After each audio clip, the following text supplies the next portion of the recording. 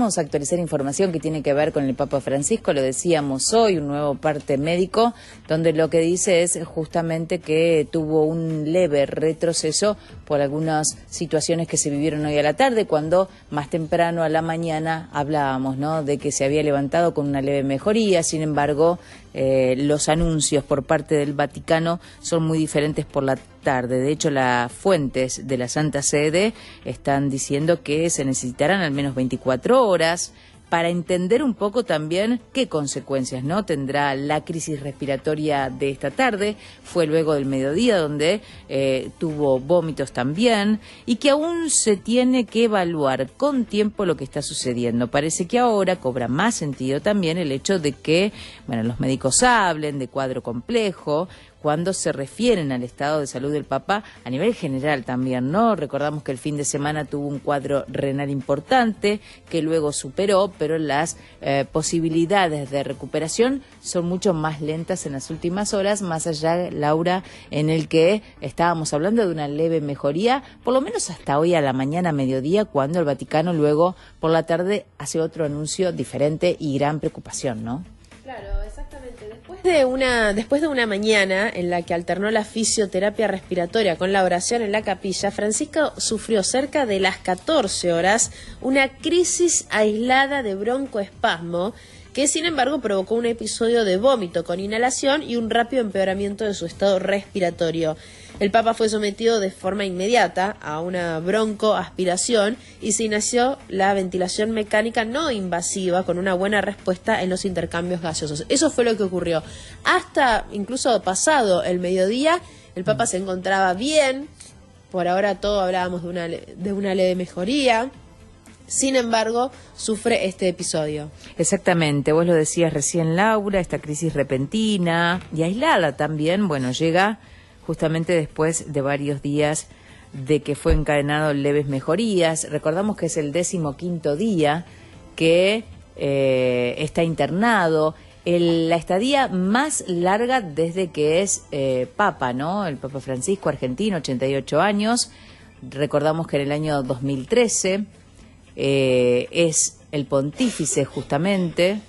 Bueno, ahí estamos viendo imágenes que son de la Plaza de San Pedro. Queda poca gente, pero anteriormente había muchísima gente porque aún se siguen juntando los fieles a rezar en todo el mundo. Esto es uno de los lugares más emblemáticos, ¿no? Por supuesto de toda Italia, en Roma, en la Plaza San Pedro, donde fue uno de los lugares donde se concentraron más cantidad de fieles. Una de las frases más conocidas y reconocidas por el Papa Francisco fue justamente "recen por mí", y así lo ha hecho cada uno de los días desde distintos puntos del mundo. Ha tomado decisiones a pesar de la situación respiratoria que viene sufriendo desde hace ya, como decíamos, 15 días, ha tomado varias decisiones. Incluso la semana que viene ya hizo nombramientos de quienes se van a ocupar del miércoles de cenizas.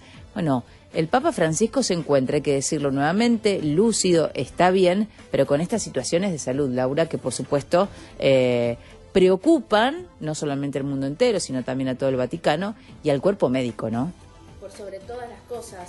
No nos olvidemos que si bien se hablaba de cierta estabilidad en las últimas horas antes, ¿no?, de este cuadro que estamos relatando, donde sí hablamos de que ha empeorado su salud, se hablaba de una estabilidad, pero que había que tomarlo con pinzas, porque él presenta desde el inicio un cuadro complejo, y siempre se utilizó esta palabra, complejo, se habló de complejidad, porque estamos hablando de una persona mayor de 88 años que estaba atravesando una neumonía bilateral. Este fue el diagnóstico claro que se dio después de la internación allí en el Hospital Gemelli, y que si bien fue evolucionando de una manera positiva, a la semana de la internación presenta la insuficiencia renal. Logra estabilizarse, ¿sí? Ya estamos hablando de martes, miércoles de esta semana. Se empezaba a hablar de que los exámenes de laboratorio le estaban dando bien, la tomografía resultaba bien, donde mostraba justamente la evolución pertinente al cuadro que tenía diagnosticado en cuanto a la complicación respiratoria.